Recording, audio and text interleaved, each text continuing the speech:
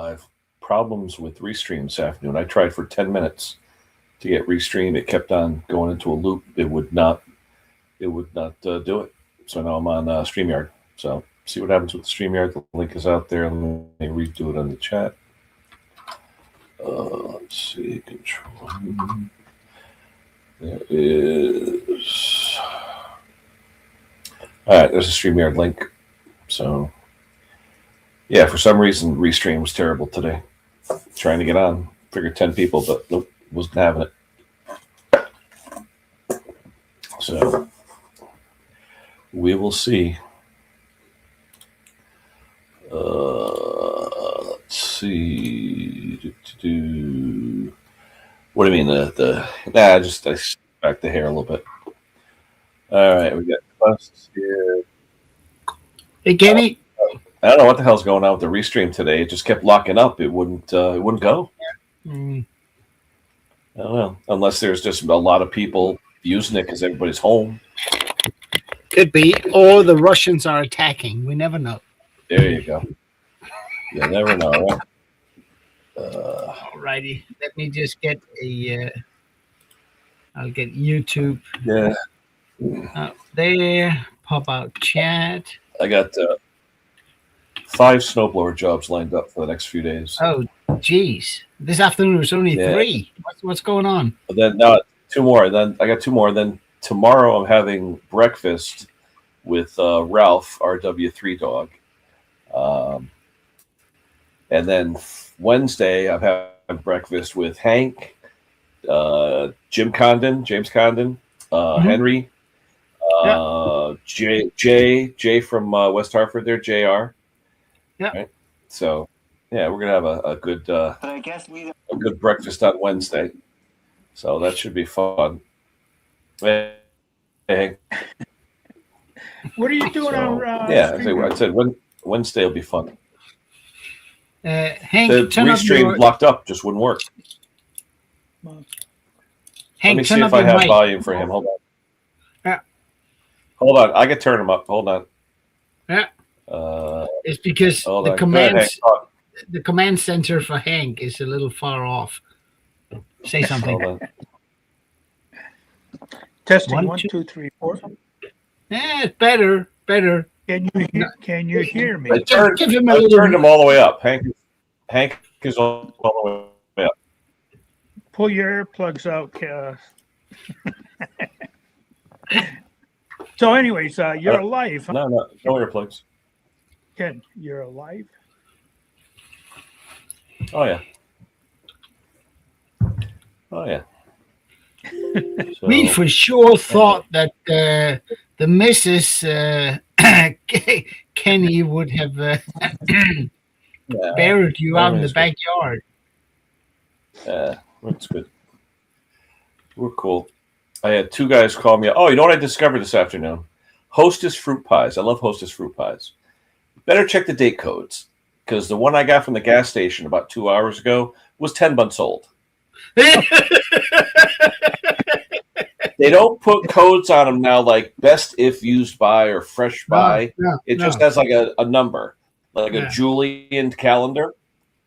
So I went online, I looked it up. February 21st of 25. No wonder I bit into it. It was like solid inside. I'm like, what the hell? Yeah. I sent Klaus a picture. You did? On both. Hey, Marty. What's that? And your what's going on? If you want to come up, Marty, there's the link. Hold on. Let me have a look, Hank. Hey, Stella. Ooh, Twinkies. Woo.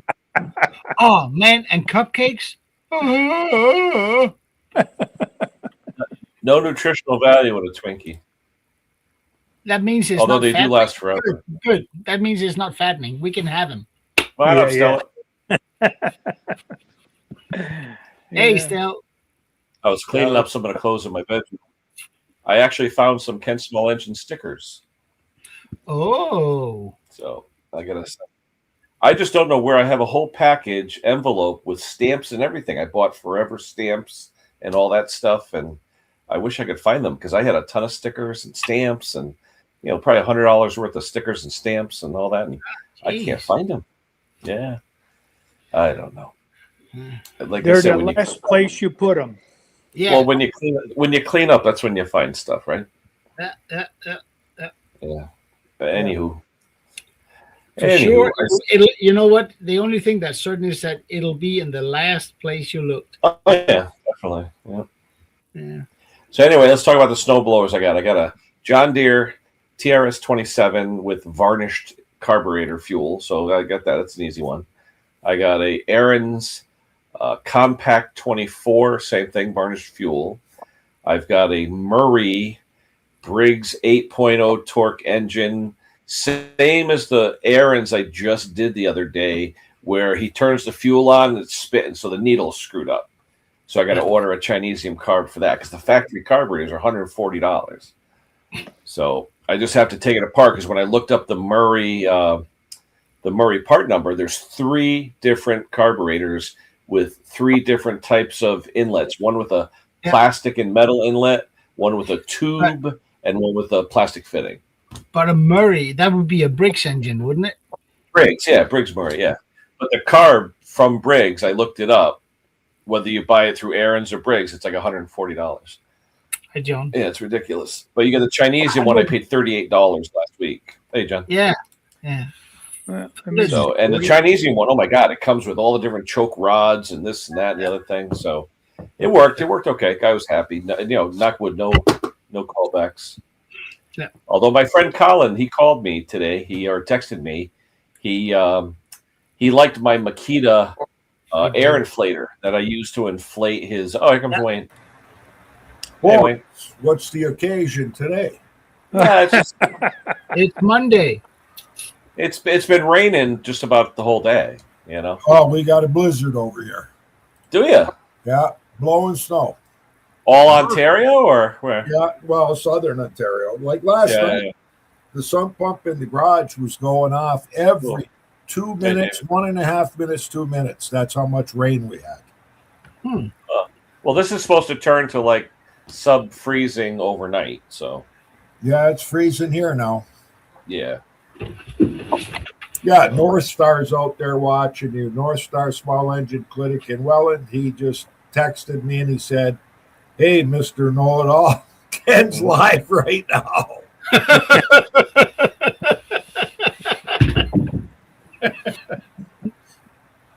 There's a guy that just texted me. He looked up when I did an Aaron snow thrower with 5 horse, the 5 horsepower Tecumseh engine, Snow King, the Governor rod.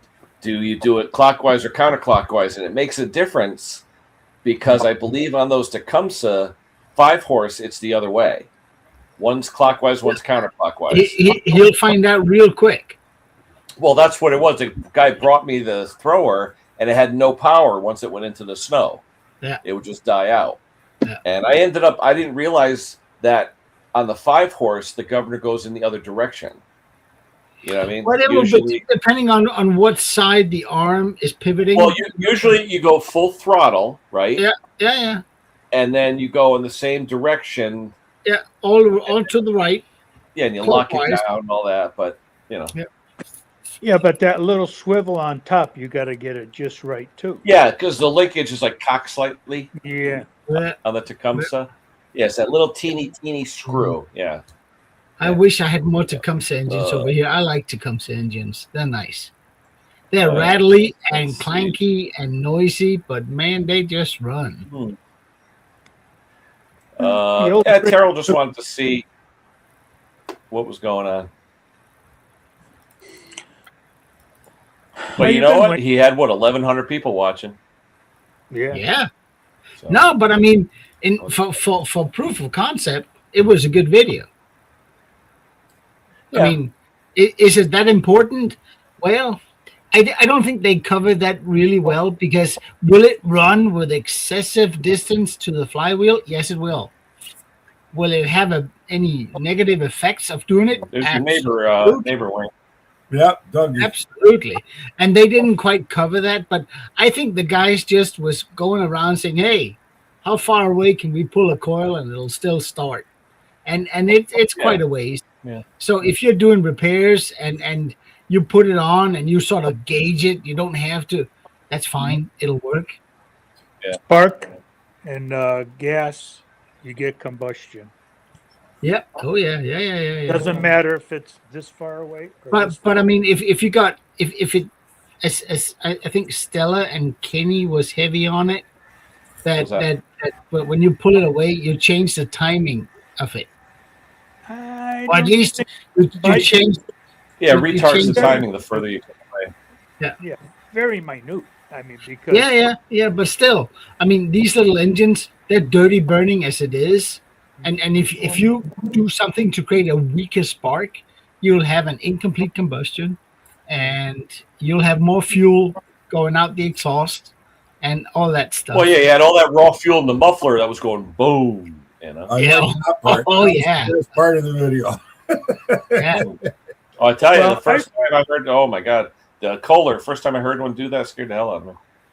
I've always wondered, you know, the more thousands you have, if it stretches that spark, you know, where it snaps, where let's go, bloop, that's when the ignition happens. Or does it happen at the spark? No, You know? it actually happens when the spark is hot enough to ignite the fuel. Yeah, so is it when it gets stretched and it snaps? It depends. It depends on how. I mean, if it's a weak spark, it won't happen. That's just the trigger, though, Hank. That's just the trigger. Right. But That's just the trigger. but Hank's got a point, because if you have a weak spark, you know that isn't that hot, Yeah, just it'll take longer. Yeah, Well, you're if you had- delaying. Kohler commands when the coils start going bad, the testers will glow like crazy, but it's not enough to light it under pressure. Yeah. You can light it in air, regular atmospheric, but not under compression. I And would, you'll get this, like, that oh, is- but that is- tester says it's good. Yeah, but that's why we always want to see a hot blue spark, right. because that's the hottest.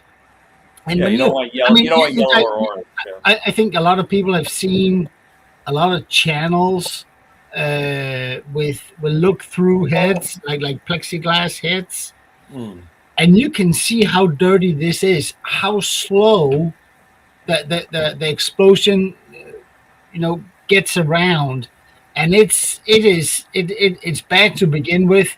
And the second you have a sub temperature spark or a sub power in the anything that makes it worse, these little engines will suffer more. Yeah. Well, it's like grinding the head. You're bringing in that distance from the spark plug to the piston. You know, as you're grinding the head down, now you get more combustion, so you get more power. But that spark still has to hit at that right time. Yeah. I mean, we over here we call it planing, but it doesn't matter. If you increase the combustion pressure in a small engine, yes, you'll get more power. But you do it too much, you'll blow the main bearing. Yeah, exactly. Yeah. Because it can't handle that pressure. Right. well, I would have liked to have seen a spark gap tester in that, just to see how much spark he would jump as he was moving it away. So let's say he started at 10, and he measures out, okay, we're jumping like 3/8 of an inch. But I And think then all we go to 15, but we're only jumping like, you know what I mean? And then less and less until all of a sudden there was nothing. But you could see in the comments, all the nerds, all the ones like us, we were going, why don't you do this? Why don't you try that?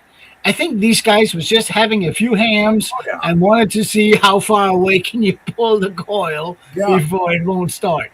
And the other good part was where he pointed out, if you got a Kohler, you better make sure you do it right. Otherwise, you're going to break off your stands. Yeah. Oh yeah. Like Stella, she's right. If they had the IR temperature reader to see how much heat is caused by that. But it will create heat. I mean, if you pull it away long enough, you'll get to the point where you hit that spot where combustion is so incomplete that it actually chokes on its own fluid because it can't get rid of it. Right. And I mean, and that's what was happening. He was getting when he turned it backward, you could see that gas dissipate. Yeah. I mean, we talked about it, I think 1 or 2 streams ago, where we were talking about where valves were set incorrectly, and I said it won't happen. Well, it will happen if it starts, because if you can't get rid of the exhaust and the unburnt fuel, after a few cycles, it'll choke on it. It'll vapor lock. But that doesn't mean, because when you look at this from a, what do you call it, a theoretical point of view, you can't have it, the issue, because of the valve, but you can have it if you're at that point where it'll do a few combustions and then it'll sort of choke on itself and fuel will be pissing out the exhaust. The other thing is, the more you run it, the hotter it is. The fuel is atomized in that heat. So it's more combustible than when it's cold. Yep. Yeah. And I think somebody said, I know Terrell has these weird words for things. I think he calls them dinosaur farts. It doesn't matter. A little spray starter thing, fluid. Yeah, that would have helped it along right away. That's what I was wondering. When he had the gap really, really big, would it start with ether? Something more volatile. It would.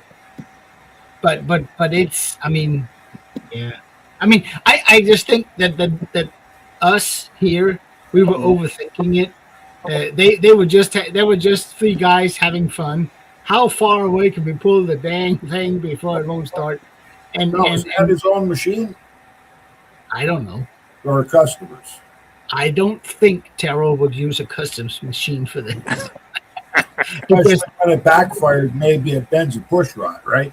In push rod, yeah. Well, it'd be cool though if we had a coil and we had some type of fixture set up with a micrometer thimble where we could parallel jack it in and out to cut the spark out like the Echo spark tester does. Yeah. And that way with a thimble you could tell by the thousandth exactly where you were as it's running. Dial it out until it's stalled. Yeah. But you'd have to have it perfectly parallel so the gaps were the same on both legs. Hey, can you do that? I have an inline one with it. Can you do that? You could do it, yeah, but you'd have to have both legs parallel to the flywheel. Yeah, he's talking about having a bracket mounted to the stand, so you pull the coil in and out. Yeah, you would have like a slide, make a slide so the coil rests on a slide. No, that's not what I meant. I meant I have that inline tester between the coil and the plug where you can dial it out to see how. Yeah, 6 millimeter is the standard.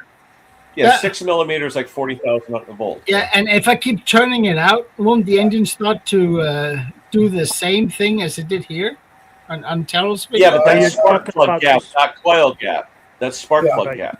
Yeah, I know, but it's the same thing. Yeah. All right, listen. No. Air gap is different than spark gap. Why? On the plug side, it'll be the same thing. Weaker spark. No, he's talking about going from the coil to the tester. So yeah, talking about the whole armature, moving the armature with the slide. So instead of Carol shimmying every time, you can move the whole coil. I know, but on the plug, yes, wouldn't it be the same result? Spark. You would be reducing the spark, correct, but it's not a one-on-one relationship. You know but if you open the gap too much, you got 30,000. You're gapping 30,000, okay, and you only have 12,000 on your coil. It's not a linear relationship. You know what I mean? Okay. I think it's an exponential relationship, but I would love to see. I've had spark testers on equipment hooked up to the spark plug, fired the machine up, right, and then, grounded it to the engine, and I've got spark, taken a spark tester, added the spark tester to it, but hooked right to the plug, and got nothing because I'm building up too much resistance with that hooked up to it. But to Michael's question here, I believe the voltage is the same because the coil is still saturated. You're just changing the trigger point when you're collapsing the field. That's all you're doing. It's the same field collapsing. It's the same amount. But it's just good. It's the magnet that creates the energy in the coil. Yeah. If the coil is further away, that energy creation will be weaker. Right? That's the difference between spark and air gap. Yeah. You got the magnet going around, which is creating the field. No, but what you're saying is if you have the gap too far away, it's not going to give you as much spark. I believe it doesn't really matter. Either it is or it isn't. The coil either saturates or it doesn't, and that's more of the trigger point. Right. You know what I mean? But the coil needs a certain amount of energy to do what it does. It does. Yeah, it does. So I'd like to see it. If you're taking the coil further away from the where's Gary Bernacki? Where's Gary? I got to get Gary on. No, seriously. We had a Honda engine that wouldn't start, and when Jake tested the coil, it tested okay, but when he tested the Honda boot, it's got a resistor built into that boot. And that boot had too much resistance, so all we did was put a new Honda boot on, and voila, it was back to spec. But that's the same thing as I said. But we're turning it out. You know that tester, we can turn it out. That is different. But I was assuming close that you meant that you wanted to take that spark gap tester, hook it to the coil, and then connect it to the spark plug. So that as you opened it up and you got rid of the spark and there was no spark, now it wouldn't be sending any spark to the spark plug. Yeah. That's what I thought. And that's what I meant, Wayne. But Kenny says Gary had some questions about it too. That's why I'm hoping he comes up. Yeah. Otherwise, you better take some notes, buddy, because we want answers. Damn it. Yeah. Yeah. Michael, I'm saying it is the same, but let's get Gary on board because I may be full of crap. So, like I said, Gary's the expert on electrical theory. So let me, let's see if he comes. I just texted him. Hopefully, him and Condon and whoever else can come up and we can set it straight. But Gary, I think will explain it. For once in 5 years, this group has a question we can't answer. We're screwed. Well, like I said, we have our own theories about what we believe, but like I said, I studied electricity in college, but not really delved into that much with the magnetism. We don't care, Kenny. You're the engineer. You're supposed to have answers. No. And a good engineer doesn't have to know everything. He just has to know where to find it. Yeah. That's a good engineer. You don't that's not how No. Engineers are supposed to know. We know certain things. Hey, we know what we know, but here we go. Yeah, actually, Arch, he's really good with the electrical. What do you got? Coil gap is inductance. Okay, inductance, true. When it loses inductance, too close, one of enough, either prime does. Yeah, but Arch, come on, I wish you guys would come up so we could talk.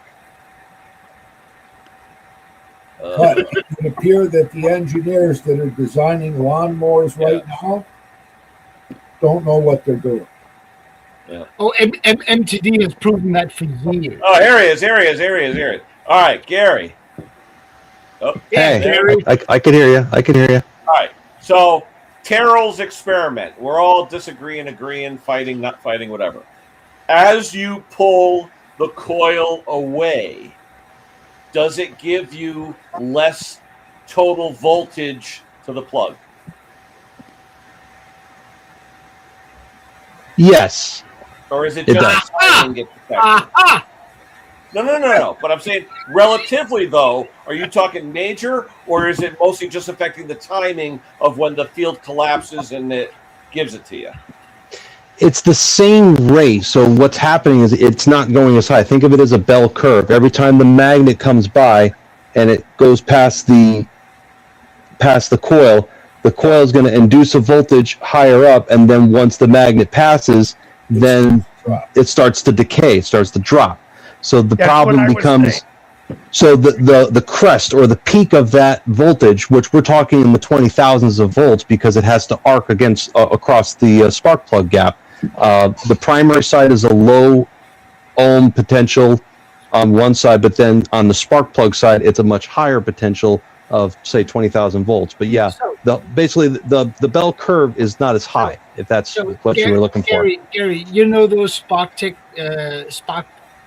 testers where you can dial them out, and so the further away, further away, yeah. My theory was that what Terrell did with pulling away the coil. But that's spark gap versus coil gap. Different. I could replicate that by putting the inline tester and just dialing out the distance, and it would give the same result on the spark. Right. Yeah, but you wouldn't be able to measure how far. Hold on. Wait just a second. That's apples and oranges. Somebody just said I was right. No, you're right. That's what I was saying. You're right. The primary coil is the one that's next to the flywheel magnet, and then the secondary coil goes to the spark plug. Essentially, what you're doing is the further out you are doing that, the less hot of a spark or the less voltage that's induced on the primary side. So you're going to get a relatively lower voltage on the secondary side. So the spark plug is going to have a colder spark, if that makes sense. Yep. So gasoline has a flash point of look this up, but I believe it can flash point where spontaneous ignition can happen as low as 350 degrees Fahrenheit. 350. So ideally you want to have something a little bit more in the 550 range, 600 range, because that's typically where most air-cooled engines will operate in. That way you have complete combustion. What happens with the colder spark, and this is why he was getting the backfiring, was that you had raw gasoline that probably didn't either had a bunch of octane. That the higher the octane, it prevents pre-ignition. It's harder to spark, and it was going into the muffler. But once the muffler got hot enough, the hot muffler ignited the remaining gasoline, and that's when you saw the big flame come out. That's essentially what's happening. You're cooling off the spark that would normally fire it off. You may get it to run, and you may get it to even engage on a load. But what's going to happen is that you're not going to get complete combustion. But the talk was that as you move the coil away from the magnet, that you would also change the timing. My theory was with my inline tester that I can dial out, I won't change the timing.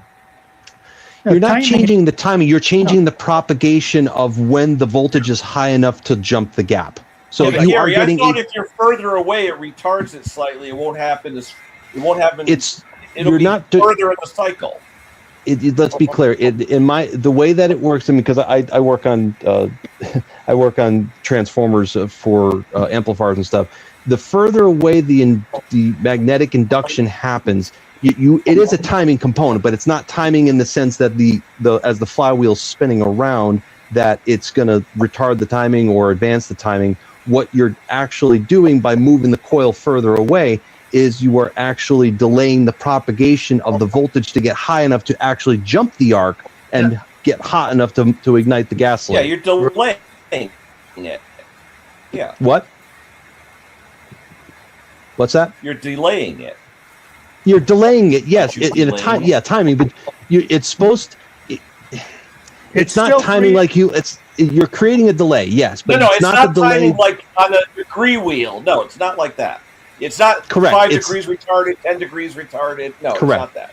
I agree. Because the voltage never gets high enough. It doesn't get high enough, quick enough for it to actually jump the gap. Yeah, that's what I'm saying. Klaus is saying, I think Klaus is a little mixed up. That micrometer tester, the Echo spark tester, where it has a micrometer thimble on it, that simulates how much voltage, because a gap, for example, a 6 millimeter gap at atmosphere, simulates about 40,000 volts. When it's under pressure in a combustion chamber, it's this one. Yeah, the Echo Opama tester. We call them gap. Yeah, it's the Opama tester. Yeah, the Opama. Yeah. And no, that's the Briggs one. No, Hank, where's your Opama tester? no, but I mean, this one, it will create the same result as moving the coil further away from. Nope. No. Well, What you're doing is like do a you're changing video. the gap on the plug. Say that again. Steve, You have a timing key on the shaft. The shaft is the timing point. It's RPMs, and it's always going to ignite at that point. Yeah, It's but stretching that spark. My question was, when you stretch that spark, when it lets go. I know, but my question was, in relation to the spark delivered by the spark plug, by turning this, putting this in line. Yeah. I think this turning this out. It's still going to be the same spark. It's still going to be the same spark. No, I think when he winds it out far enough, it won't spark, and he won't get any spark to the plug. when you look at the Opama tester, the instructions say 6 millimeter simulates a combustion pressure of, say, 7 to 1. You know, standard small engine compression, 7/8 to 1. Yeah. And the spark required to light the fuel at that compression. So if you have a compression tester and it only lights out to maybe 4 millimeter or 5, it's not a strong enough spark, meaning it's a weaker coil. Yeah.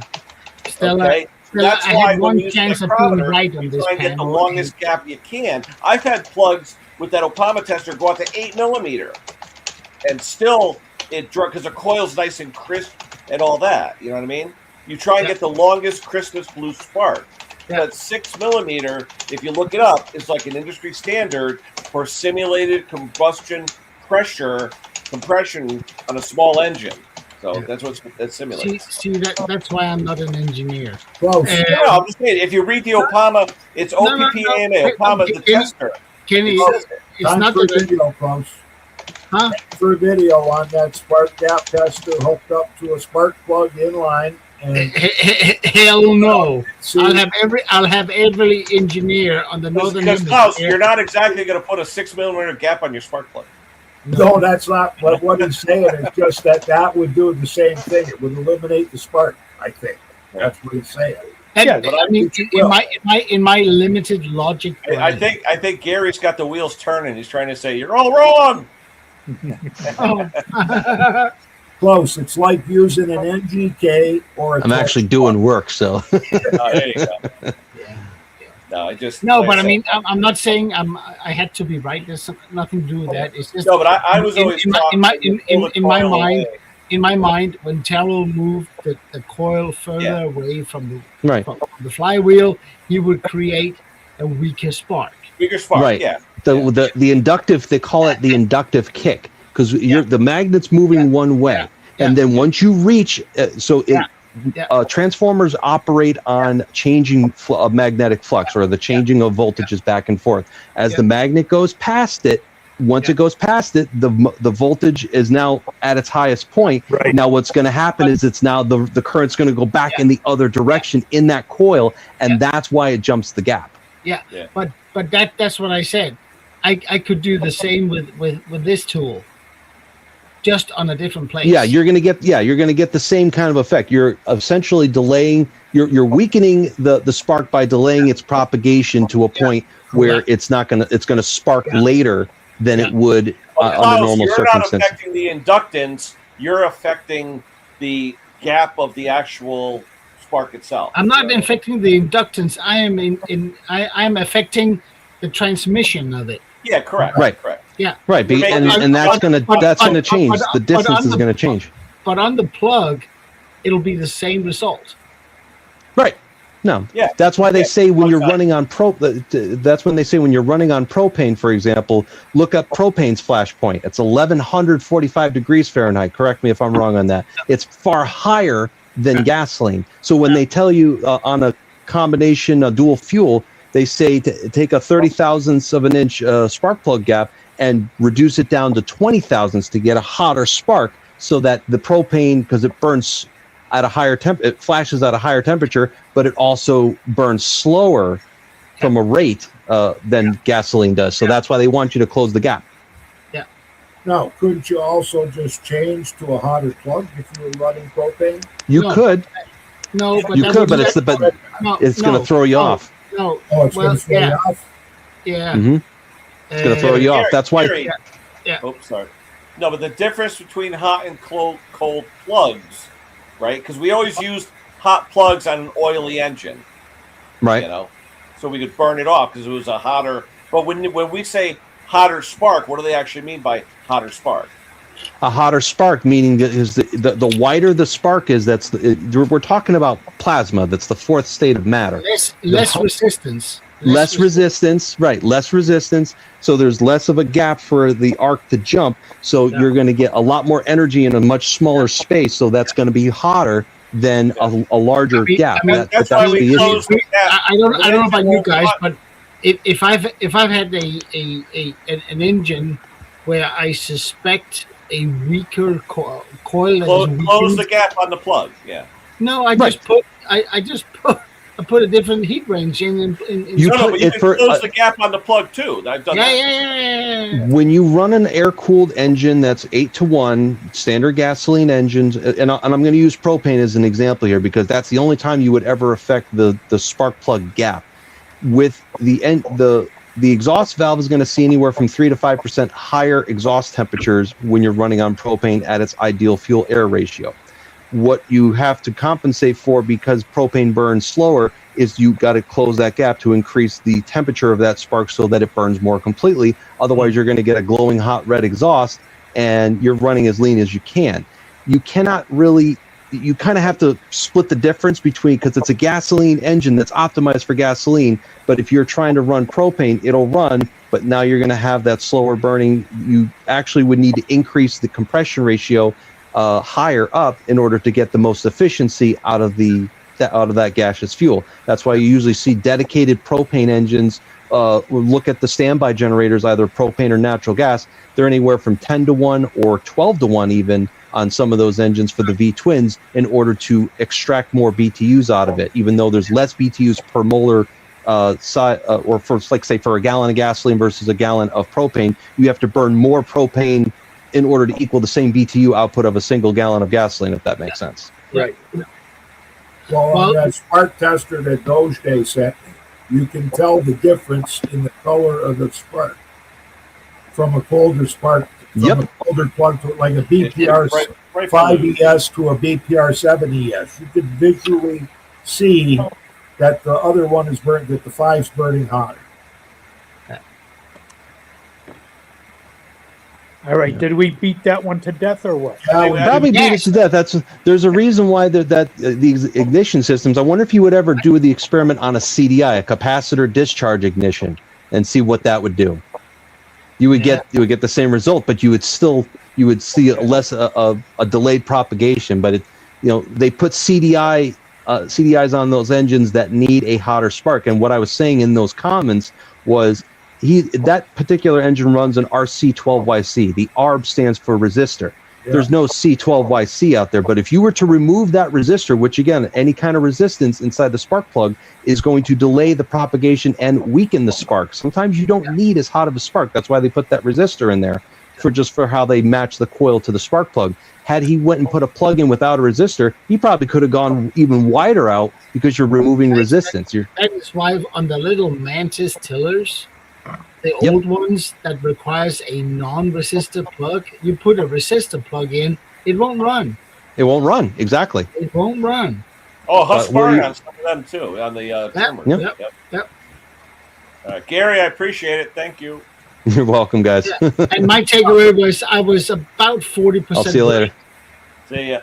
No, I was wrong in that I thought I know it affected when and all that, but I didn't think it was that drastic with the amount. So, okay, so correction. This is what we got to do. We need a twin cylinder engine with 2 individual coils for each side. You leave one at 10 thou. You take the other one out to 50 thou, and then you use Stella's idea checking the exhaust temperature on each cylinder. Yeah, Because putting the tiller, it'll run at 50. So now you got the one set at 50, and you see if your exhaust temperature's changing. Now you're going to have Stella, all you have to do is move the coil in. It'll start. Stella, how come you're not coming up? Starting 50. Yeah. He's looking for a mower that will start. Yeah. No, Hey, like they say, I mean, guys, think about it. That the live that Cheryl did, and everybody here that knows a little bit about small engines, we were all over the place. Try this, do that, do that. You know, well, measure that, do this. Yeah. And these guys was just having a few beers and wanted to see how far out they can take the coil before it stops running. Yeah, no, it was a good idea for a minute. It was a great stream because it was so basic that it's... 1,100 people watched. What the hell? Exactly. An hour took 15 minutes to go by. Yeah.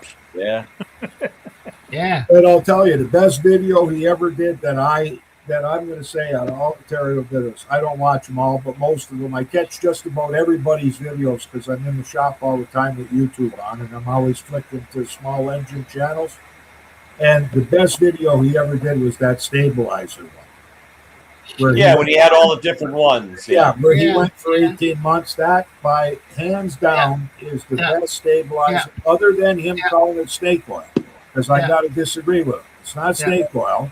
After 5 months, he took those carburetors off and he showed the ones that had jellification in them, and there were ones that didn't have any. So that meant that stabilizer was doing something after the 5 month period.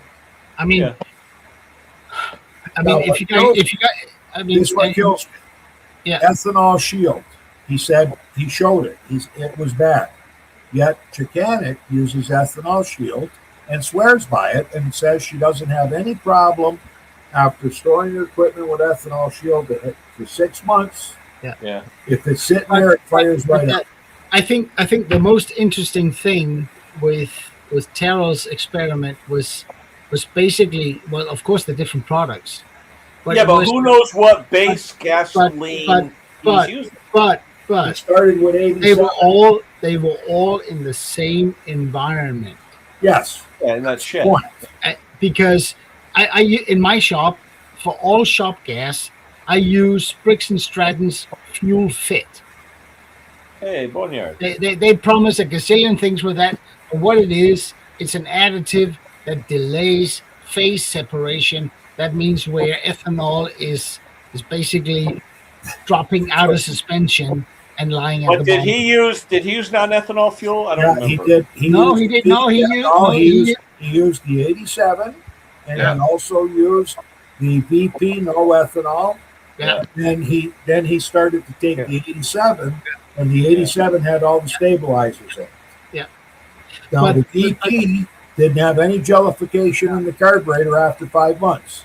No. The 87 did, and so did a bunch of the other ones that had stabilizer in it. But I mean, guys, we've been in this place so many times. You can put an additive in so that I can take my mower in November. I can put it in storage, nice and dry. I put the ethanol. I'm sorry, the additive in to delay phase separation, whatever brand. I take it.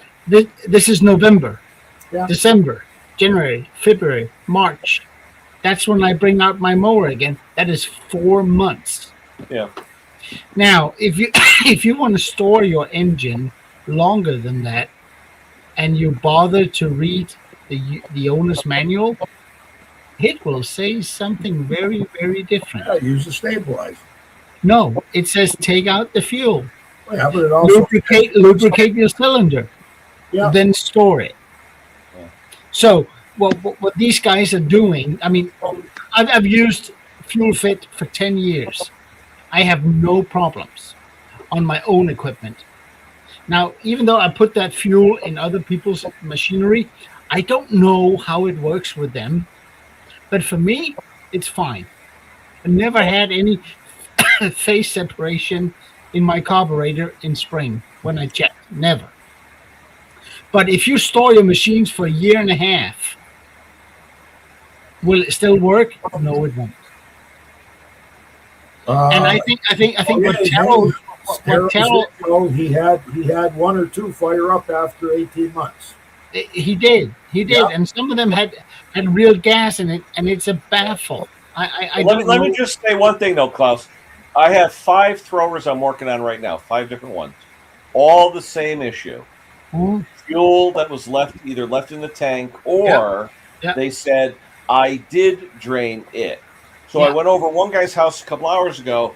I said, how did you drain it? He says, I unloosened the drain screw. I said, yeah, but your drain screw's at a 45-degree angle. Yeah. Okay. Your emulsion tube, your well is still hitting fuel. And Kenny, when did that guy put the machine into storage? Last year in what? February. So it's March. 9 months ago. Yeah. If he put fuel in from the canister that was 6 months old at the time.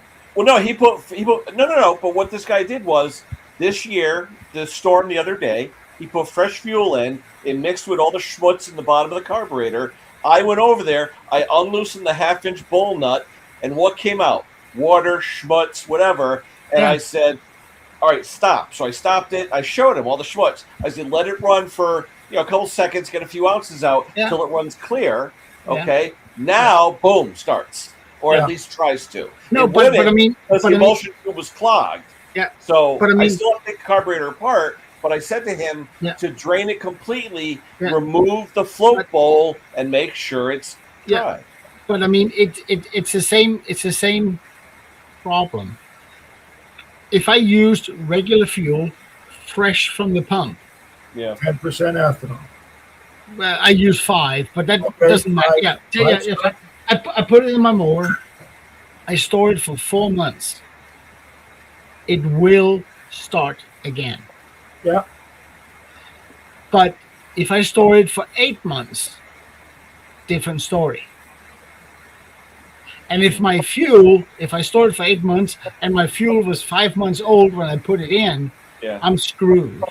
Oh, yeah. Hank was saying something too. The metal tank. Okay.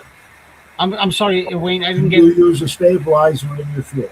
Yes, I use Brix Fuel Fit. Brix and Stratton Fuel Fit. So all my shop gas, the stuff I use most. So you're saying that your lawnmower, if you store it for 8 months with 5% fresh fuel, ethanol, 5% ethanol, fresh fuel, with your fuel fit in it, that in 8 months it won't start? No, that's not what I said. I said I only store it for 4 months. Oh, okay. But if you did for 8, you said it won't start. No, it might not, because you don't know how you don't need a video. Yeah, I mean, do that lawnmower for 8 months. I mean, the snake oils are great, but you will get some phase separation. Yeah. So I do suggest to people, especially with 2-stroke, shake it up. Always shake up the equipment and shake up your 2-stroke mix all the time. What I would recommend is that you read the freaking owner's manual. Oh, agreed. But because the thing is, we sometimes here on this panel, we sometimes fall into the trap of, isn't there a cure-all for these problems? No, there is. Service your damn equipment. Read your manual. That's the cure-all. The cure-all is not something you put in a tank and ta-da, all your problems go away. There are some elixirs that will allow the fuel to be mixed with the gasoline in a small enough molecule size. Yeah, do you know what that is? Kenny, do you know what that's called? Well, they got the K100. No. Do you know what that's called? Ethanol. But what ethanol is the product that allows water to be integrated into gasoline. The problem is it falls out of suspension at some point. So you're saying that all the fuel stabilizers are only ethanol? No, they're not. No, I'm not. That's not what I'm saying. Oh, okay. I'm saying if you have a little bit of water in your fuel, and you want that water to be mixed up in the fuel so you can burn it off, use ethanol. I mean, do you guys remember when you had to buy a quart? Boy, dry gas in your car. Yeah. Otherwise, it would ice up and bad things would happen. That was ethanol. Yeah, heat. HEET. Iso heat. It's all ethanol. Yeah. Yeah, the heat, the yellow bottle. But the additives that we put into the fuel right now, it delays the separation of the ethanol because now it's already in our fuel, right? Yeah. It delays the separation for a bit. But there's a yeah, right, Michael. But if you read your manual, it says if you want to store this for a prolonged period of time, drain it of fuel, put some oil in the cylinder so you don't get any rust in there, and then store it dry. Okay. Do you guys remember, changing the subject here, a Walt Disney video where they show the castle? Now, do you remember Tinkerbell flying around outside? The Mandela effect. Did you guys ever remember that? That when you watched it when you were younger, you were sure that Tinkerbell flew around the outside of that castle? You guys remember that? Yeah. It's called the Mandela effect because supposedly it didn't happen. Yeah. Right? Supposedly that never existed. We just remember it. Yeah. So now Boneyard made a comment. I'm going to start some crap here. Boneyard. Terrell says it's a lawnmower, not a space shuttle. Boneyard, are you sure that Donnie Boy didn't say that first? No, but I mean, I swear I saw. I mean, people, we all victims of advertising here, because some people will say, "You put this in the fuel, it'll last longer." Well, the fuel won't last longer, but your phase separation may be delayed. Well, you're going to find out if my BGSC2 that we use here works, because on January the 1st, I'll be firing it up for the first month, and it's going to be the same fuel in there, and I'm going to go until it won't start. Yeah. And see if but I've had engines in storage with alkylate fuel in it. Yeah. I've had engines in storage so long that the alkylate fuel has actually evaporated. Yeah, we got it here. Yeah. Snowblowers. I put new ethanol, fuel. Alkylate fuel in it. It starts right up. Yeah. All I know is anything that I have that has ethanol in the base fuel, whether it's mixed with two-stroke oil, whether it's mixed with stable, whatever, I shake the hell out of it and the equipment prior to using it. I always do. Yeah. But Kenny, that's a good thing if you want to run it right away. But if you want to store it, that's the problem, because when phase separation occurs, there's some chemistry going on, and that water that comes out of the fuel is very acidic. That's why we see corrosion. That's why we see clogs. Sometimes you can even see mildew growing inside your carburetor. Now, the one thing that happens is that the fuel that's in the carburetor, which is what? How much is in the carburetor bowl? An ounce? Yeah, maybe. Maybe an ounce. But that's evaporating faster out of that fuel bowl in the carb than it is in the gas tank. So but in the gas tank, there's more volume of ethanol in that gas tank. It's vented. So the water's going into the fuel tank. From the fuel tank, it's feeding the carburetor. So on the bottom of the carburetor bowl, you've got water. I've done a lot where I've just loosened off the bowl to get the water out, tightened it up, right up. And to compound that, people will take a mower they've been using all season. It's been out in the cold, it's been out in the warm, it's been out in the sun, it's been out in the shade, and you got condensation in the tank. So you have pure water that is mixing in, and it all ends up at the lowest point, which is the carburetor. That's why I'm saying, if you service your machines at the right time and store them right, I guarantee you use regular gas, no additives, nothing. But you drain your system, you make sure there's no water, you put fresh fuel straight out of the gas station, 10% ethanol in your lawnmower, and you store it dry. It will start in April. Provided you got all of the fuel out of that carburetor bowl.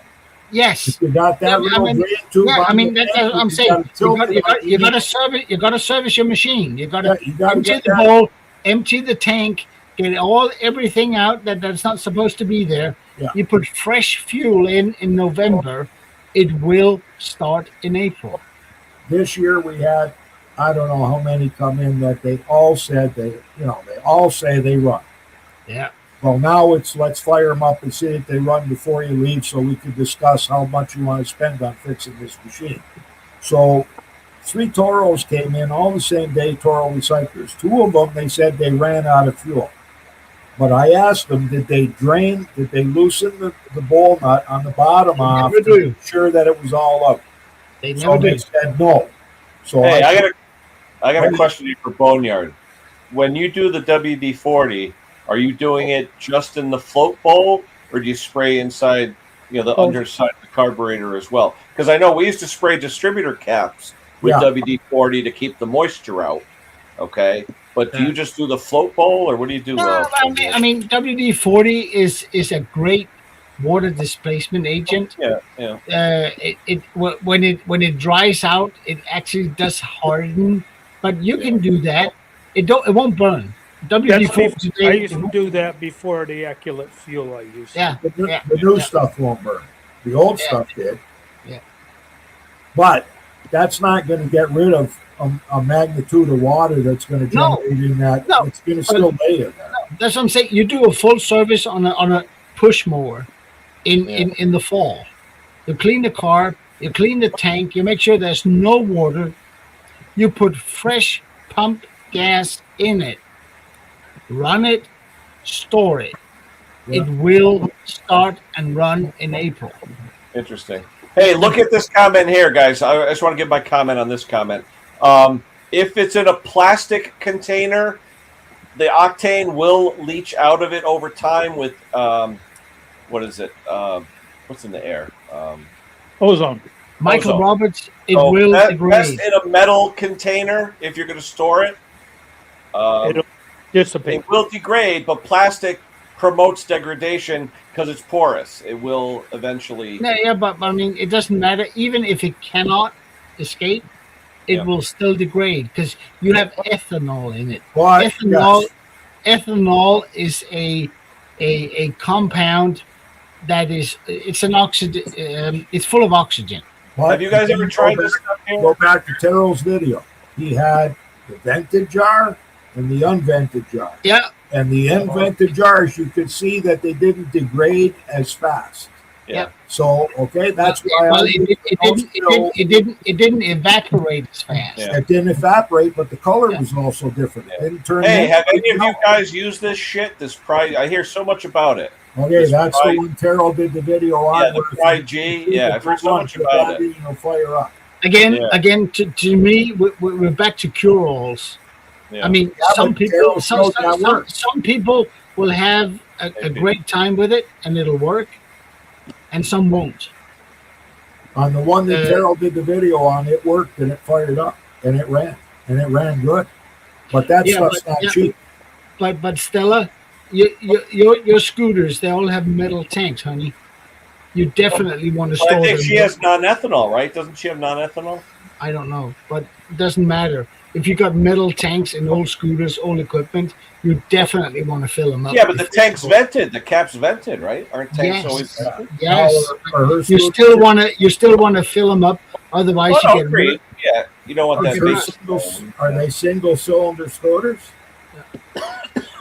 Yeah. They're not twin cylinder. They're singles. Yeah, single engines. Two stroke. Oh, two stroke. Stella, remind us, why aren't you coming up here? But Stella, I will say over here, all the scooter heads over here with the old mopeds, scooters, they all use Aspen with 2-stroke oil in it when they store them, all of them. And they all fill them up to prevent rust inside the tank. Yep. If you got any air in there, if you develop water and the water sits at the bottom of the tank, it's going to rust the tank. I mean, even hi John, even the old mopeds that required a 25-to-1 and like a 4% mix, they running on 50-1 Aspen, no problem. Yep. You know. So as I was saying, those Toros, those two, all I did was I put the fuel in, they wouldn't fire up. I said, just wait a minute. I put a clamp on the hose. I took the bowl off, and I showed them. I put my thumb underneath, caught the stuff that came out in the little container, and I showed them the bunch of white powder that came out of the carburetor bowl. Yeah. And I said, what happened was you likely didn't drain out all the fuel, so that from that drain bolt on the 45-degree angle, below that was still fuel. It evaporated. It turned into that powder. Yeah. We put the fresh fuel in. We went to fire it up. It sucked those crystals up, went into the main jet, plugged the main jet. Bob's your uncle. The thing ain't running. It's another $45. Boneyard. He says here, fill up the gas tank, put a plastic bag over the screw, and then screw the cap on. Boneyard, that's a great idea, unless you have varying temperatures, right, where it's stored, because you can get so much expansion in there that actually blow out the needle. And they say not to fill the gas tank more than 80%. Otherwise, you can split the gas tank. Yeah, you can. So, I mean, if you got a metal tank, like on old scooters and mopeds, absolutely fill them up. But for Christ's sake, use alkylate fuel. Then your problems go away. The closest thing to it, I said before, there's no cure-all. There isn't. But the closest thing to one is alkylate fuel. So I got to go pee. I'll be right back. And all these snowblowers, like last year, what did we sell? We sold one of those. It was basically a brand new Briggs & Stratton snowblower gas tank. It had split along the seam, and we're going to assume that the guy had it filled right to the top, and he had it in the shed, and with the temperature changes, it couldn't expand enough, so it cracked the seal, and there was gas all over his shed when he opened it up. So he wanted a gas tank. We had one that was brand new. They list for $185 plus tax. They said we'll sell it to you for $150. It came off a brand new machine that had 1 hour of use on it because the guy didn't put oil in. Yeah. Well, that's why they converted to plastic tanks now, because they were rotting out.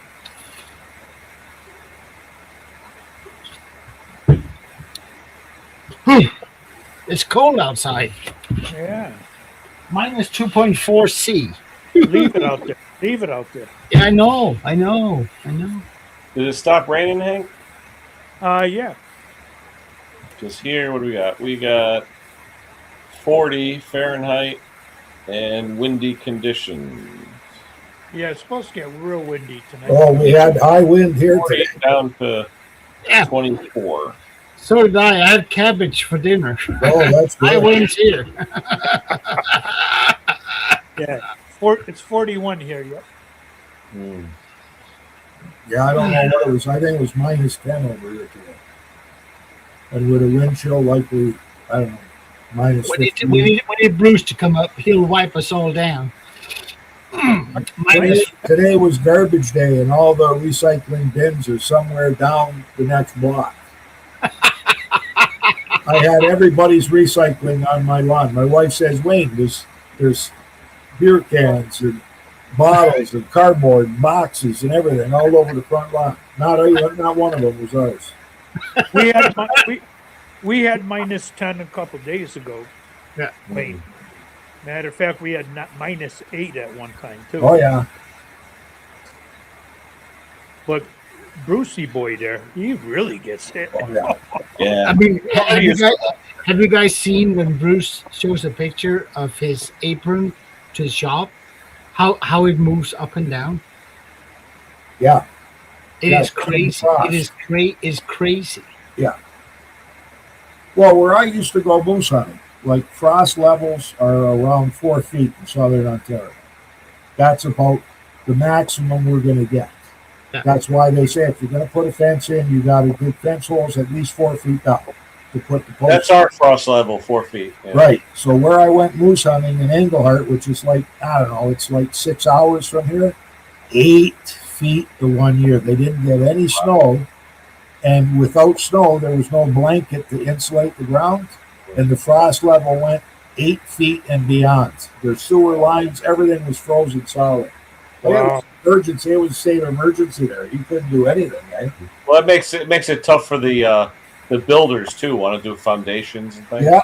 Having to cut through that permafrost. Well,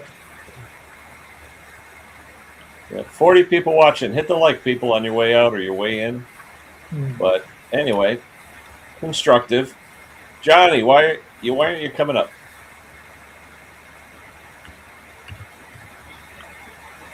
I texted everybody, but whoever wants to come up, come on up. We got room for 6 in the StreamYard. But tomorrow I got lunch or breakfast with my friend Ralph, RW3 Dog, the Gravely guy. So we're going to have breakfast tomorrow. And then Wednesday, it's going to be me, Hank, James Condon, and Jay, our friend Jay from West Hartford up there. We're all going to meet in Newtown and then drive down to Condon's place and have breakfast with Condon. Maybe I should go buy a ticket. Yeah, so it should be fun. Yep. So Hank can get the tour of Condon's garage. I've already been there numerous times. I'm going to empty my pockets before I get there. So, but yeah, maybe we'll do a quick live from Condon's when we get there. Who knows? You're going to be taking a notebook to see what tools you don't have that you're going to buy. Yeah. I tell you, for all the stuff that Condon does, he's got 1/10 of what Hank has. I believe it. Yeah. But basically everything Jim has is quality, though. You know what I'm saying? He may not have a ton, but it's all quality stuff, you know? Yeah. That's the thing. You don't need a shitload of tools as long as you got quality tools, you know? Yeah, that's why I have good tools. Yeah. I'm not a very good mechanic, so I have good tools. It was funny that snow thrower I looked at today, it's a Murray thrower, and I looked it up, and I was going to order a Chinesium carb for it because he says it's leaking like crazy, and the needle and seat kits, I could buy a Chinesium carb for the needle and seat kit price, and you look it up, it shows 3 different carburetors. I'm like, are you kidding me?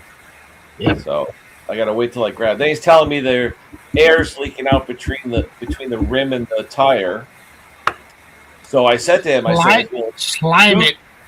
Well, no, tubes aren't cheap. No. But I said to him, I could bring it up to LNR and have him throw a tube in it because that's what I do. Slime it first, Kenny. It may work. Yeah, but I think LNR is not open again until Friday. So no, what I'm going to do is I'm going to load it up like 50 pounds, throw it in my sink, and see if it leaks. Where it's, because sometimes if you hit it with a hammer along the bead, it seals it right up. If it's because it's dry rotting or it's a little it doesn't look dry rotting, but I know a lot of times if the tires have been sitting, you take a rubber mallet and you whack it along the bead. You know when you. That's what I'm saying. I'm saying put some slime in it. It works. Yeah, because you want to ever get a tube put in one, nobody will touch one with slime in it. I know. They hate. I know, but that. I mean, guys, I've had lawn tractor tires that people have been putting. You know, they put a new tube in and they run into near something. It punctures again. It goes flat again. I take the tube out. I put the other stem in. I slime it, and it works. You talk about slime, and look at what shows up. Yeah, I know. Hi, John. Hi. Good. How are you? You're good. You got any views on your video? You know what? Did you have any views on your video? Are you going to look at your statistics? Nobody wanted to see that. Do a video on sliming a tire for price. No, I've done videos on sliming them. I'm telling you, I'm a fan. It works. There's some new water-soluble stuff out that's supposed to be better than slime. I mean, I think slime is water-soluble, honestly. I don't know. I think when you go to take it off, it's just like slime is a latex solution with cotton fibers in it and rubber fibers in it. And I mean, when I've had a tire that won't react to slime, I simply replace the tire. It's I've had people come in. Oh, can you put a tube in it? Yeah, I put a tube in it. It takes a while because you got to get the tire off. You know that, everybody. And you put it, and they drive it for 10 minutes, and they go back into near a hedge that has these little thorns. Oh yeah. It goes flat again. So, Yeah. Look at what Boneyard said. I've seen what our friend Henry, Mowers and Blowers, he uses the ATF in the tires exclusively. Yeah, but you see, he doesn't have to contend with people coming back. No, he's got the taillight warranty. Because ATF will do that. Yeah, And then it will degrade the rubber. Yes, and when you go and you look at stuff that he did one year and you go back next year and he's pushing on shed, guess what? He's got to put air in the tire again and it had ATF, it was holding. Yeah. But over the winter, it didn't hold too good. No. Yeah, And ATF actually dissolve rubber over time. Yeah. But no, I've had great. I mean, I don't use the brand slime. I use a local brand, and it is some gooey stuff. But What, fix a flat? it'll fix a flat. It'll even fix a dry rotted tire. So and- that's what we got over here. It's brand new fix a flat, and I think slime with the two products that are sold. There's over another- there. No, we don't have that. I just have. I can't remember what the brand is. But a tube of that slime, it's about it's more than the price of a tube. Yeah. Yeah, But I mean- it's right. If you're into a thorny area, tubes aren't going to work. Wayne, where I go and buy my Husqvarna parts, that's it's one of those dealerships that also sell farming equipment, tractors, hose, plows, all that shit. When they deliver a brand new tractor, I have seen them pumping 25 liters of this into every tire, brand new, before they deliver it. Yeah. Because the farmers say, yeah, we may run into a nail, but this stuff will clog that up.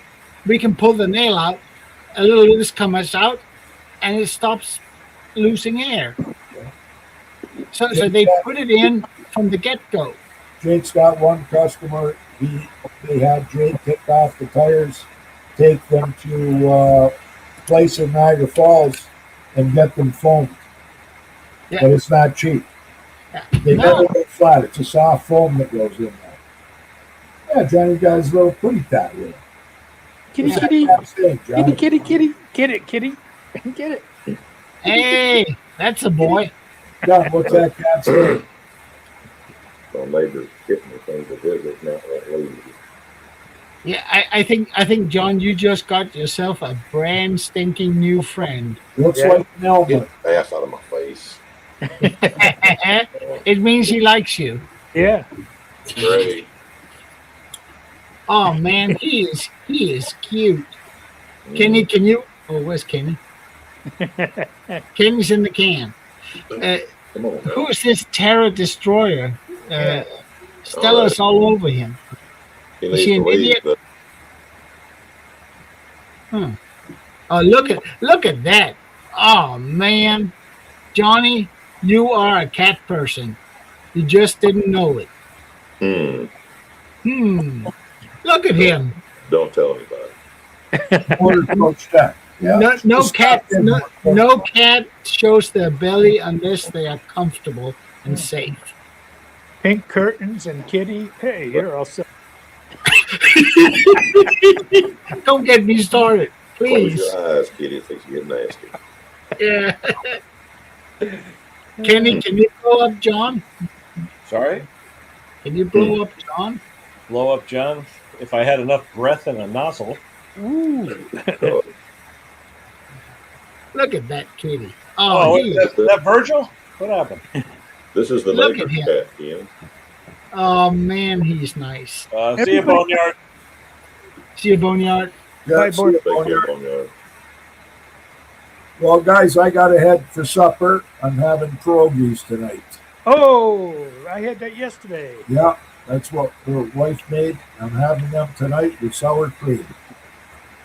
I am having right now, hold on. If you look at, where the hell am I? Hold on. my son made their kielbasa wrapped in dough. Oh, Oh, sounds interesting. that's different. Okay, With take care, German, with everybody. German Kosciuszko mustard. Have a good Bye, holiday. Wayne. Take care, Wayne. Have a good See you, Wayne. All right, I'll see you guys. I'll watch that live on Wednesday. What time, Kenny? Probably, well, 7:30 we're meeting, but I don't know what time he'll have to. Oh, I'll be sleeping. But I'll watch it when I get up. All right, take care, guys. Take care. Take care. See you later. Wow, his microphone is weird. Because now how quiet it is. Yeah. Oh, Johnny? Wayne's microphone. Something's wrong. Because now you don't hear all that static. No, it has. Yeah, you're right. It's got some static. I just turned up John. Oh, look at Great. Look at that kitty. I'm envious. He looks. Oh He's man. happy as can be. Yeah. Purring like the eyes. It looks like we had a troll before, huh? He loves you. Look at John. because his owner gives him no attention. That's why. It's been out there starving since Saturday.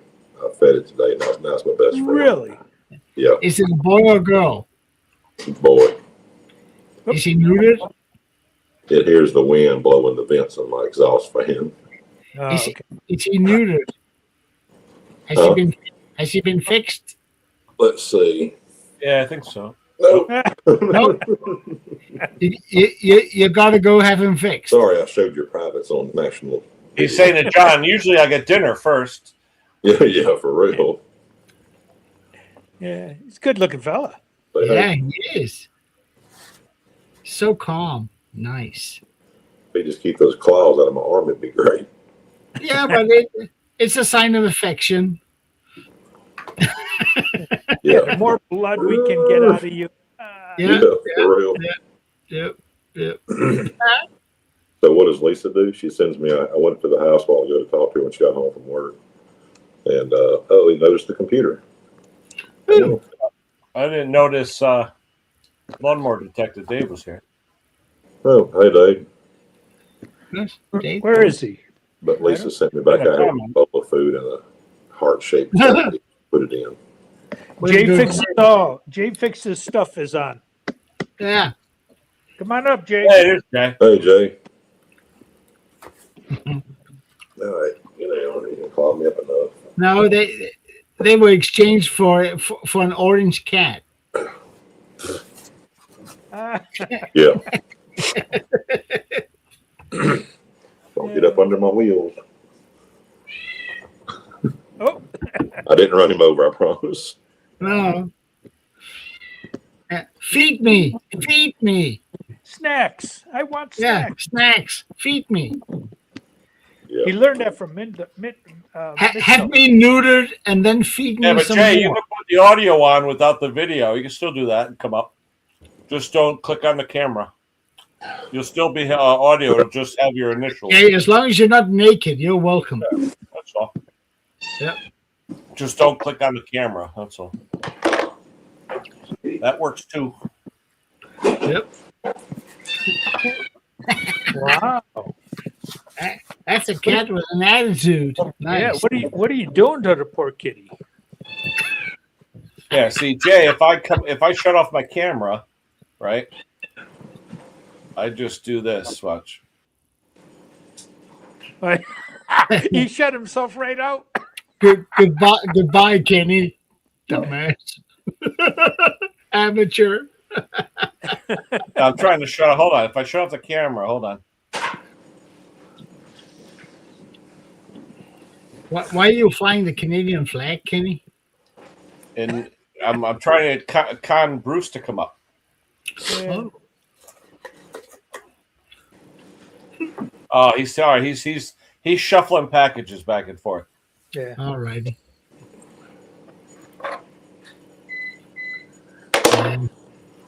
He's over there chowing down now. Oh, yeah. So you got a new friend there, John? Yep. Oh, You brought him. You got a litter box for him in there? You got him a bowl No. and some food. You already. That's John? what Lisa sent out here with me a while ago. Oh, yeah. Congratulations, John, with your new cat. Hush your mouth. Is that John's cat? No, It it's is not not- John's cat. Yeah, it is not. Cat My loves it. vet says that whoever feeds the cat Everybody ought to owns have a it. cat. Oh crap! Luke is on. Oh, I'm sorry, that was Kenny. We already have a cat. Yeah, well, now you have two. Close, your Remember, volume. we're one cat short because the coyotes killed one of them. Yeah. Oh, what was that? Can't hear you, Klaus. Okay. No, nothing. John, can you hear me? Yeah. Kenny, you can hear you him, hear John? me? I Yeah. can hear Hank. I can hear you. Say something, Ken. Hello. I can hear Ken. I hear You're everybody, close. but Hank can hear me. Your volume is set at max. Hank, say something, Hank. Testing 1, 2, 3. Yeah. No, We hear you. Klaus, can you hear him? Yeah. I can't. What? Reboot, Hank. Just reboot real quick. Reboot. That means getting Yeah, off and so getting John, back on. So, John, you got yourself a new cat. Congratulations. Our cat doesn't care for him very much. I haven't figured that out. No, but go have him fixed, and everybody's happy. I'll have him fixed, and the neighbor will want him back. Well, that's just the risk of the game. Yeah, she's an idiot. I know, but if you keep feeding him, trust me, he won't be over there much. She can't even take care of her kids, but she gets pets, and they end up staying about 2 or 3 months and disappear. Yeah. Now I can How hear about you. now? Yeah. Why would it change? I mean, I don't know. I know. The only thing, Hank, is that StreamYard doesn't like you. I guess, because it always happens on StreamYard. Yeah. No, but I mean, the funny thing is, when Kenny first came on today, he was choppy. On That StreamYard? Yep. That Oh, really? never happens on Restream. Yeah. Restream just didn't work today. I don't know what's going on. No, I know, but it's I mean, StreamYard is so bandwidth demanding. Dependent. Yeah. Yeah, I know. Definitely the pictures and everything else are a lot cleaner in Restream. Oh, yeah, absolutely. And right now, you guys are like a postage stamp. Even on my big screen, if I was watching on my phone, I couldn't see you. No. Like, you're really tiny. But in the Restream, it's a lot bigger. Yeah. Well, I'll tell you what, this morning, I got up about 1:45. It was 68 degrees outside. Nice. At 2:45, that little line pushed in, went through. Within 2 hours, we were at 47 degrees. Like, holy crap. It got cold quick. Well, it's 41 over here. It's it's sweatshirt weather here. Kenny, what is -3? Yeah. Well, what's that in Fahrenheit? What was that, about 30? I'll tell you How much? in a second. Hold on. -3. Okay. -3 is 26.60. 26 here right now. That's not bad. No, but it's not warm either. As long as it isn't windy, that's not bad. If it was windy, No, you're right. You're right. He's still eating. Yeah. He was hungry. Yeah. That's sad. We had to eat. That's sad. No, I think it's good because now you got yourself a new friend. that's right. Most are yet. Yeah. All you have to do is take him to the vet, get him neutered, and he'll be your best friend forever. At least I might have him neuter me while I'm there. No. Well, don't bring Lisa. Yeah, that's all I had. Where are you going? To the store. Yeah. Here, put this blindfold on. I have a Yeah. surprise for you. Yep. I mean, cats are weird. They can be in one place they don't like. They move. They look for something else. And you know what? He just found somebody with a brand new shop, nice and warm. Wait till he christens it. And As the, his and the tail big goes ass like sucker this. that's in there, he feeds me. I mean, what's not to like? Yeah. If his tail goes like this, John, Yeah. he's gonna ready to christen it. Yeah. Oh, yeah. They don't want to do. Oh, you don't want that. No. Because I'm telling you, if he's not neutered, it stinks so bad. Oh. You'll be in the house for a week. He'll get drop kicked through the door. Well, that doesn't help. Getting the bells off, it works. You hear that? Your bells are going to be gone. How old is he, John? Do you know? I'm guessing probably 2 months, 2.5 months, 3 months. Get it done now. Yeah. Because then he won't have the urges. And I'm telling you, it stinks. He's still eating. Oh, yeah. He's hungry. He's about 3 more bites left. Yep. How many of them were in the litter? That's the neighbor on the other side. His mama had these kittens at her house across town, across the community. Okay. And he tried to get me to get this kitten, whenever ours got killed. And Lisa didn't want another one. So then all of a sudden, the neighbor that didn't need one, she has it. And it's been just up until today, it would come over into the yard, but it wouldn't come anywhere near us. And today it was out there just crying. He knew she hadn't been home since Saturday. So I had some leftover chicken salad in the refrigerator, and it gobbled it down. And it hadn't left Really? Even with the mayo? Yeah. Huh? Even with the mayonnaise? Yes. Wow. It was He was hungry. hungry. Yeah, bad He was hungry. hungry. Yeah. So that's nice. You got a new friend now. By the time I had Hey, a friend, it was David. I thought I had a friend until yesterday.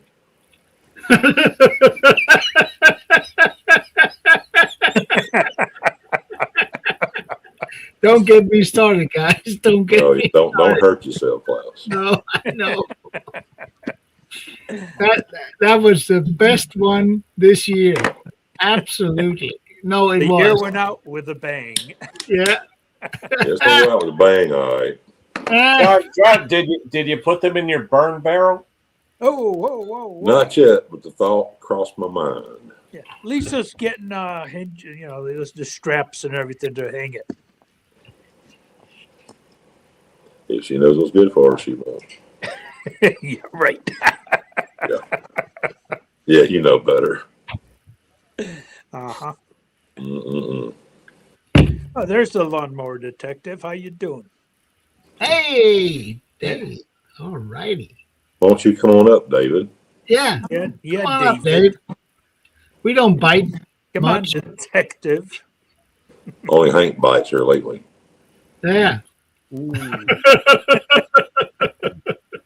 Don't bring your handcuffs. Are you finished? You quit meowing for 5 minutes now? Yep. Now he just needs a nice, cozy, warm place to sleep. Yeah, it's nap time. 8 hours. Oh, he got a piece that he knocked out of the bowl. Okay.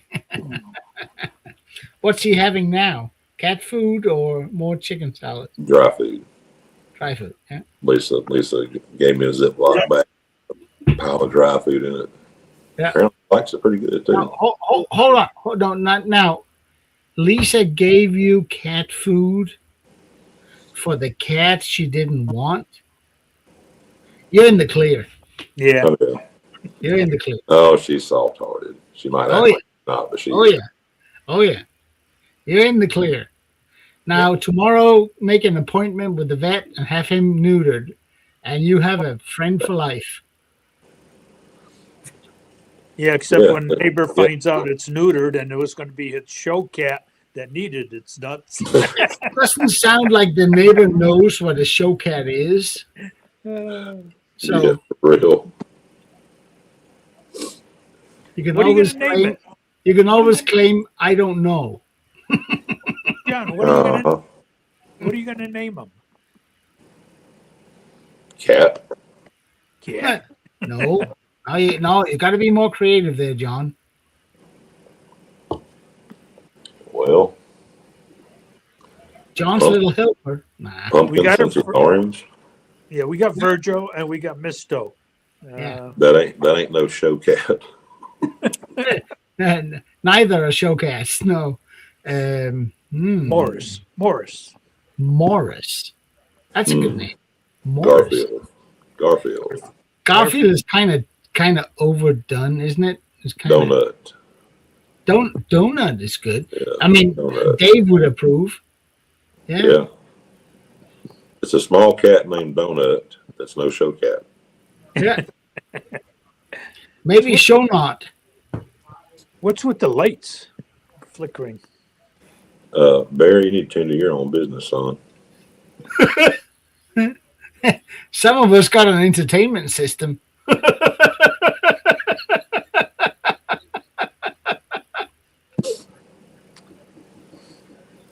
Yeah, Barry, you're right. Maybe he should.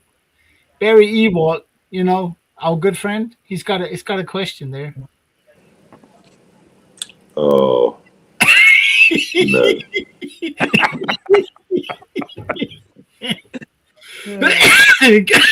The pink curtains are flapping in the breeze. All right. Yeah. See, all my friends are showing up now. Hey, the cat should be named Pinky. What a great name for a cat. Pinky. Pinky. Oh yeah, pink curtains. No, I don't know. I don't see the correlation it at came all. about the same time as a certain item and Pinky. Hmm. I'm just saying it was an idea. It's not. Yeah. It's a revelation. Yeah. Yeah. Oh.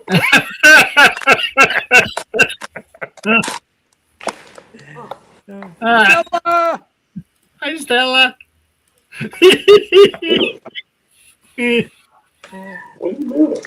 What do you think he should name the cat, Stella? Pinky. Yeah, What? Pinky. Well, hey, Stella. Hey, John. Pinky's crying. I've been outside trying to find something that's easy to They're start horrendous, aren't they? and easy to gap. Are you going to try that test? Yeah, No, Jay. I had Jay. this- That's a good name too. Leroy. What I wanted to do Yeah. was do what Klaus suggested with the plug gap, as well as moving the coil easily. But Well, they're nice. That's nice. You have to look real close, and it Yeah. says right in here somewhere. It's in very, very, very small print. It says pink curtains. I thought it was like some kind of canvas or burlap bag. I'm like, oh, it's like maybe some kind of tote bag. And I got looking, and I was like, what's that say? I was like, son of a bitch. I knew I had been had by a certain good friend of mine. And Lisa was standing right there, and all she thought that was so funny. Yeah. I just didn't see the humor in it.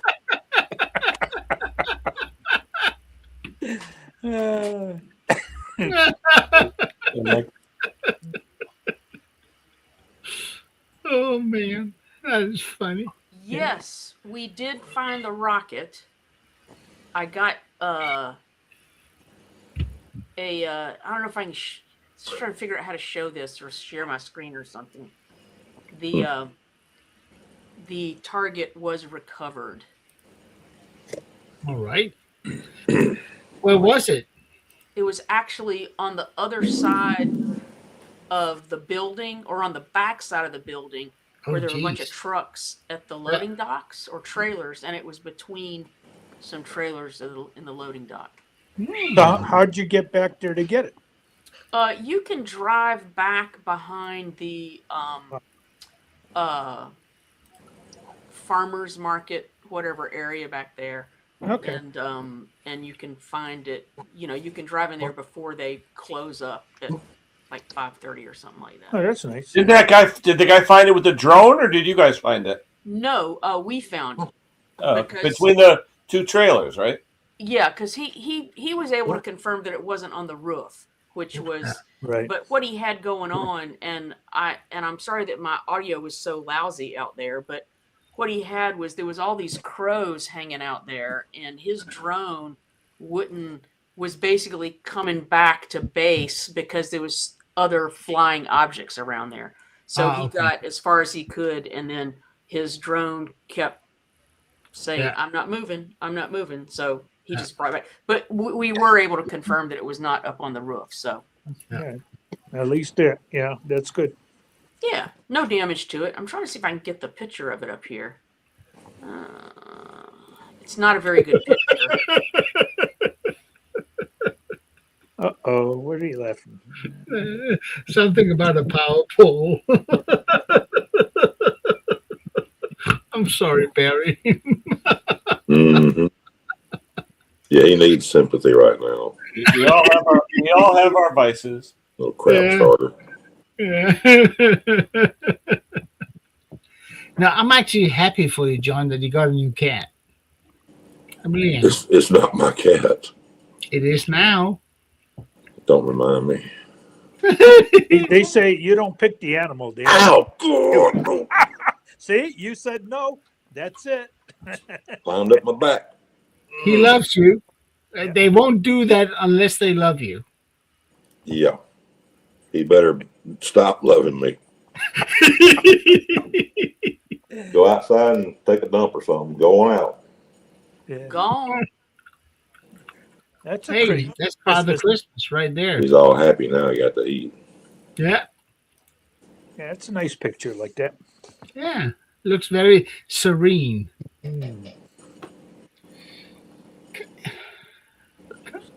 Oh, crap. No. No. boy. No. Oh, No. nice. no. Check that out, John. Yeah. That We can is lower that. awesome. Thank you. Kenny, are we still live? Betty, Okay. Yeah, why? Okay, then I can't say it. name his cat. Freeze. My wife has a new name for your cat, John. What's that? Not donut. Freeze. Freeze? Freeze. Yeah, because you're a cop. Freeze. No, I'm a retired cop. I'm not a cop anymore. Yeah. Freeze later. Yeah. Yeah. No. No, Freeze, don't freeze. let- Freeze is a good one. Yeah. No more. Yeah. That's a good one, Ina. That's the way to look when it's splattered against the wall. Horace, the cat, the orange Yellow. Yeah. tiger. Yeah, yellow tiger. Yeah. Male or female? Male. He's getting sleepy now. He's over with his eyes shut. Yeah, Just sitting Betty. back and forth. Yeah. But he just jumped on his back. Yeah. Yeah, sure did. Yeah. Claws and all. They're full of vigor. Yeah. Well, gentlemen, it's time for me to have dinner. So you guys and Stella, I'm sorry, gentlemen and ladies. Have Take care. Ina says hi, Stella. Hey, Miss Ina. Ina. Oh, excuse me. Slap your husband for me, please. Oh, Oh, Wise if he smarts off about it. Yeah, it's dinner time, so I'm going to end it too. So thanks, everybody. Take Hold care, on, Kenny. everybody. Everybody. Those that are joining us late, we had a conversation about Terrell's experiment yesterday with Gary Bernanke, who was schooling us on coils and inductance and all that stuff. So if you want to nerd out, go back about an hour and you can see what we were talking about. Anyway, Get thanks, one of everybody. these. well, but see, that's what I was doing outside. I was trying to find a mower that would start easily, that I could easily get, without having to go on and off. And it turned into a big mess because I have a Maybe we'll tachometer. do that. Stella, maybe we'll do that New Year's Eve. Well, Yeah. I'll try something. I'll see if I can get something because because obviously what's really happening is that it's basically increasing the voltage, which does the same thing as what Klaus is suggesting. But I have a tachometer that will actually measure the kilovolts of the spark, and I was going to try to demonstrate that so you could see the differences. Yeah. But it became too complicated because I don't have an engine that easily starts and it's easy to pull. It'd be great, the way Terrell was doing with that router, because it's right there. You didn't have to take a thing off and then put the recoil back on. No, I mean, if you got an old brakes engine that'll run, it'll do it. It'll do it. Yeah. I'm just saying. I mean, I know I'm not an engineer at all, right? But in my limited mind, reducing the power that goes to the coil. Right. I'm sorry, that goes to the plug. Right.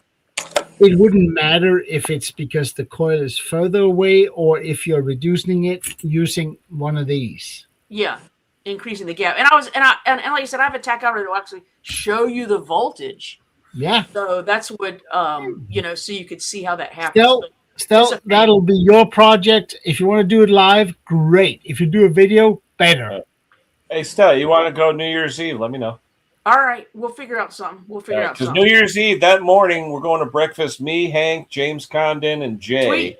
We're meeting for breakfast, and then we're going over to James's house to have some fun. And but I'll be back. Should be back before lunch.